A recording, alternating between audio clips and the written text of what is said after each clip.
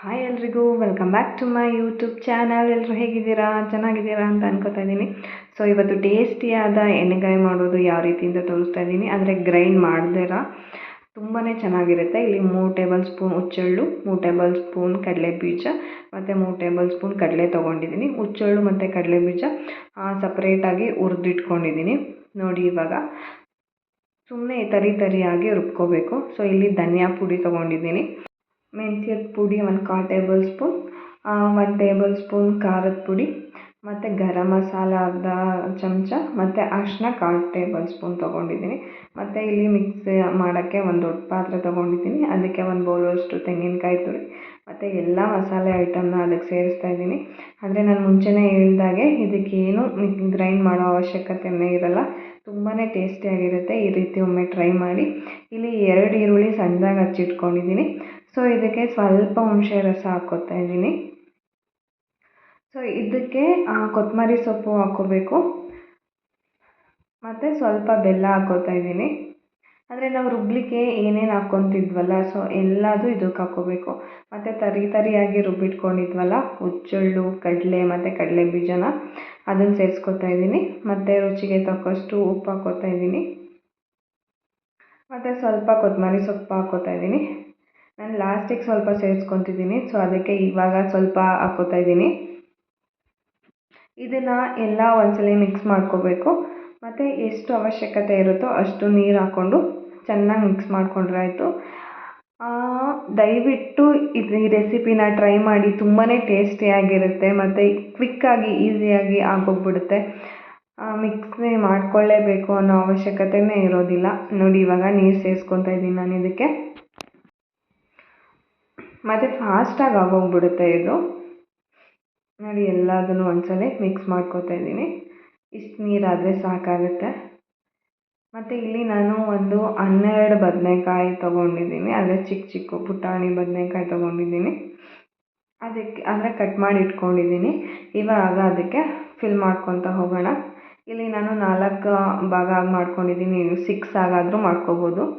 ನೋಡಿ, ಕಂಪ್ಲೀಟಾಗಿ ಫಿಲ್ ಮಾಡಿ ಒಂದು ಕಡೆ ಅದನ್ನು ತೆಗೆದಿಟ್ಕೊಳ್ಳೋಣ. ಎಲ್ಲ ಬದನೆಕಾಯಿಗೂ ಅದೇ ಥರ ಫಿಲ್ ಮಾಡಿಕೊಂಡು ಒಂದಾದಮೇಲೆ ಒಂದು. ಮತ್ತು ಏನಪ್ಪ ಇದು ಈ ಥರ ಮಾಡ್ತಾಯಿದ್ದಾರೆ, ಹೇಗಿರುತ್ತೋ ಏನೋ ಅಂತ ಅನ್ಕೋತಾ ಇರ್ಬೋದು. ಖಂಡಿತ ಟ್ರೈ ಮಾಡಿ ನೋಡಿ. ನೀವೇ ಹೇಳ್ತೀರಾ ತುಂಬ ಚೆನ್ನಾಗಿದೆ ನವ್ಯ ಅವರೇ ಈ ರೆಸಿಪಿ ಅಂತ. ಆ್ಯಕ್ಚುಲಿ ಉವಿಷ್ಕಾ ಕೂಡ ಅಷ್ಟೇ ಈ ರೆಸಿಪಿನ ಇಷ್ಟಪಟ್ಳು ಅವಳು. ಇದು ಆ್ಯಕ್ಚುಲಿ ಅಕ್ಕ ಹೇಳ್ಕೊಟ್ಟಿದ್ದು ಈ ಥರ. ನಾನು ಎಲ್ಲದನ್ನೂ ರುಬ್ಬಿ ಮಾಡ್ತಾಯಿದ್ದೆ. ಈ ಥರ ಮಾಡೋದ್ರಿಂದ ತುಂಬಾ ಟೇಸ್ಟಿಯಾಗಿರುತ್ತೆ. ನೋಡಿ, ಇಲ್ಲಿ ಸ್ವಲ್ಪ ಎಣ್ಣೆ ತೊಗೊಂಡಿದ್ದೀನಿ. ಅಂದರೆ ಎಣ್ಣೆ ಸ್ವಲ್ಪ ಎಣ್ಣೆಗಾಯಿ ಅಂದರೆ ಸ್ವಲ್ಪ ಜಾಸ್ತಿನೇ ಬೇಕಾಗುತ್ತಲ್ವ.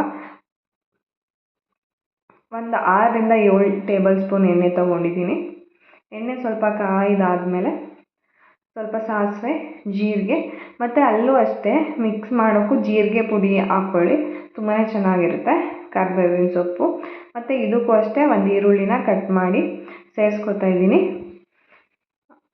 ಮಸಾಲೆಗೆ 2 ಈರುಳ್ಳಿ ಸಣ್ಣದಾಗಿ ಕಟ್ ಮಾಡಿ ಹಾಕ್ಕೊಂಡಿದ್ದೆ. ಇದಕ್ಕೆ ಒಗ್ಗರಣೆಗೆ 1 ಈರುಳ್ಳಿ ಹಾಕ್ಕೊತಾ ಇದ್ದೀನಿ. ನೋಡಿ, ಇವಾಗ ಬದನೆಕಾಯಿ ಎಲ್ಲ ಮಸಾಲೆ ತುಂಬಿಟ್ಕೊಂಡಿದ್ದೀವಲ್ಲ ಅದನ್ನೆಲ್ಲ ಸೇರಿಸ್ಕೋಬೇಕು.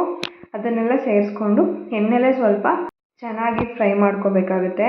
ಎಣ್ಣೆಲೇ ಫಸ್ಟ್ ಬದನೆಕಾಯಿ ಎಲ್ಲ ಚೆನ್ನಾಗಿ ಫ್ರೈ ಮಾಡ್ಕೊಂಡಿದ್ದಾದಮೇಲೆ ಅಂದರೆ ಉಳಿದಿರುತ್ತಲ್ಲ ಮಸಾಲೆನ ಇದಕ್ಕೆ ಸೇರಿಸ್ಕೋಬೇಕಾಗುತ್ತೆ. ಮತ್ತು ಯಾರೆಲ್ಲ ಈ ಥರ ಟ್ರೈ ಮಾಡಿದ್ದೀರಾ ಕಮೆಂಟ್ ಮಾಡಿ ತಿಳಿಸಿ. ಮತ್ತು ಯಾರೆಲ್ಲ ಈ ಥರ ಟ್ರೈ ಮಾಡಿಲ್ಲ ಎಣ್ಗಾಯಿ, ದಯವಿಟ್ಟು ಟ್ರೈ ಮಾಡಿ. ಹೇಗಿತ್ತು ಅಂತ ಕಮೆಂಟ್ ಮಾಡಿ ತಿಳಿಸಿ. ತುಂಬಾ ಟೇಸ್ಟಿಯಾಗಿರುತ್ತೆ. ನೋಡಿ, ಇವಾಗ ನಾನು ಎಷ್ಟು ಫಿಲ್ ಮಾಡ್ಕೊಂಡಿದ್ದೀನೋ ಅಷ್ಟನ್ನೆಲ್ಲ ಹಾಕ್ಕೊಂಡಿದ್ದೀನಿ. ಎಲ್ಲ ಚೆನ್ನಾಗಿ ಆಯಿಲಲ್ಲಿ ಫ್ರೈ ಮಾಡ್ಕೊತಾ ಇದ್ದೀನಿ. ಎಲ್ಲದೂ ಫ್ರೈ ಮಾಡ್ಕೊಂಡಿದ್ದಾದಮೇಲೆ ಮಸಾಲ ಸೇರಿಸ್ಕೋಬೇಕು, ಉಳಿದಿರೋ ಮಸಾಲ. ಯಾಕೆಂದರೆ ಮಸಾಲ ಸೇರಿಸ್ಕೊಂಡಿದ್ದ ತಕ್ಷಣ ಒತ್ತೋಗಿ ಸ್ಟಾರ್ಟ್ ಆಗಿಬಿಡುತ್ತೆ. ಸೊ ಫಸ್ಟೇ ಎಣ್ಣೆಲಿ ಈ ಥರ ಫ್ರೈ ಮಾಡಿಕೊಂಡ್ರೆ ತುಂಬಾ ಟೇಸ್ಟಿ ಆಗುತ್ತೆ. ನೋಡಿ, ಇಷ್ಟು ಮಸಾಲ ಉಳಿದಿದೆ. ಇದನ್ನು ಅದಕ್ಕೆ ಸೇರಿಸ್ಕೊತಾ ಇದ್ದೀನಿ ನಾನು. ಅಂದರೆ ಎಲ್ಲ ಫ್ರೈ ಆಗಿದೆ ಆಲ್ಮೋಸ್ಟು. ನೋಡಿ, ಚೆನ್ನಾಗಿ ಫ್ರೈ ಆಗಿದೆ. ಉಳಿದಿರೋಂಥ ಮಸಾಲೆನ ಕುಕ್ಕರಿಗೆ ಸೇರಿಸ್ಕೊತಾ ಇದ್ದೀನಿ. ಎಣ್ಗಾಯಿ ಅಂದರೆ ಯಾರಿಗೆಲ್ಲ ಇಷ್ಟ ಆಗಲ್ಲ ಹೇಳಿ, ಚಪಾತಿಗಂತೂ ಸೂಪರ್ ಕಾಂಬಿನೇಷನ್. ಸೊ ಮರೀದಲ್ಲೇ ಮಿಸ್ ಮಾಡ್ದಲೇ ಈ ಥರ ಒಂದ್ಸರಿ ಟ್ರೈ ಮಾಡಿ, ಹೇಗಿತ್ತು ಅಂತ ಕಮೆಂಟ್ ಮಾಡಿ ತಿಳಿಸಿ. ತುಂಬಾ ಟೇಸ್ಟಿಯಾಗಿ ಆಗುತ್ತೆ ಮತ್ತು ತುಂಬಾ ಮಸಾಲ ಅಂತ ಅನಿಸಲ್ಲ, ಮೀಡಿಯಮ್ ಆಗಿರುತ್ತೆ.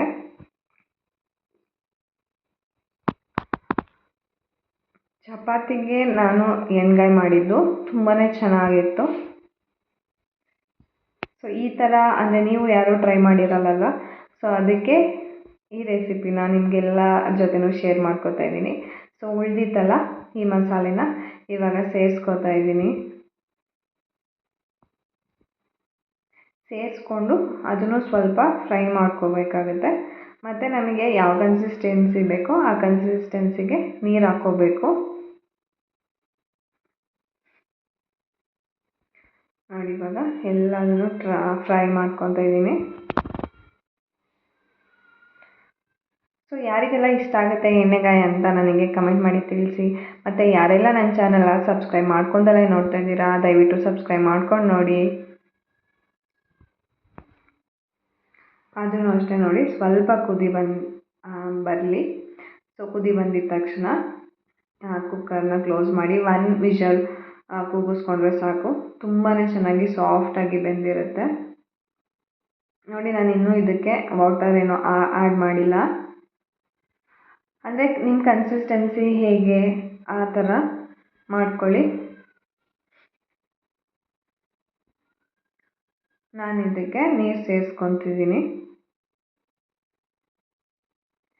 ಅಂದರೆ ತುಂಬ ಜನ ಗ್ರೇವಿನೂ ಇಷ್ಟಪಡ್ತಾರೆ ಅಲ್ವಾ, ಒಬ್ಬೊಬ್ಬರು ಬದನೆಕಾಯಿ ಇಷ್ಟಪಡ್ತಾರೆ. ಸೊ ಆ ಥರ ನಿಮ್ಮ ಟೇಸ್ಟಿಗೆ ಹೇಗೆ ಬೇಕೋ ಹಾಗೆ ನೀವು ಕನ್ಸಿಸ್ಟೆನ್ಸಿನ ಅಡ್ಜಸ್ಟ್ ಮಾಡ್ಕೋಬೇಕು. ನೋಡಿ ಇವಾಗ ನಾನು ನೀರು ಸೇರಿಸ್ಕೊತಾ ಇದ್ದೀನಿ. ಒಂದು ಅರ್ಧ ಲೋಟದಷ್ಟು ನಾನು ನೀರು ಸೇರಿಸ್ಕೊಂಡೆ.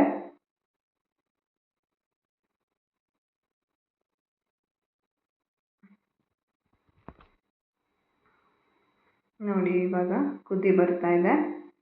ಇವಾಗ ಲಿಡ್ನ ಕ್ಲೋಸ್ ಮಾಡಿ 1 ವಿಷಲ್ ಕೂಗಿಸ್ಕೊಂಡ್ರೆ ಸಾಕು, ತುಂಬಾ ಚೆನ್ನಾಗಿರುತ್ತೆ. ನೋಡಿ ಇವಾಗ ಓಪನ್ ಮಾಡ್ತಾ ಇದ್ದೀನಿ. ನೋಡಿ ಎಷ್ಟು ಚೆನ್ನಾಗಿ ಬೆಂದಿದೆ ಅಲ್ವಾ.